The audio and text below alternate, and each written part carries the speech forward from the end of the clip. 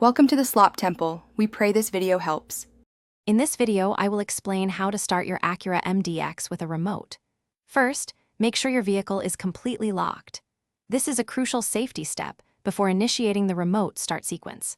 The remote start system typically operates within a range of about 100 feet, so be sure you are close enough. This easy method will have your MDX ready to go in just a few moments, warming up or cooling down the interior for your comfort.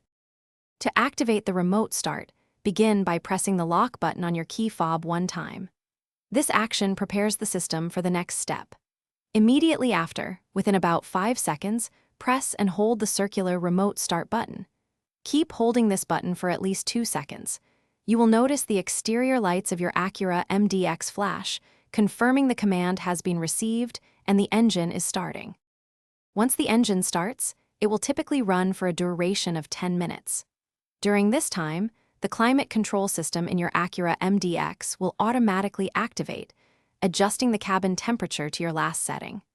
You will also observe that the vehicle's exterior lights remain illuminated, providing a visual confirmation that the engine is running.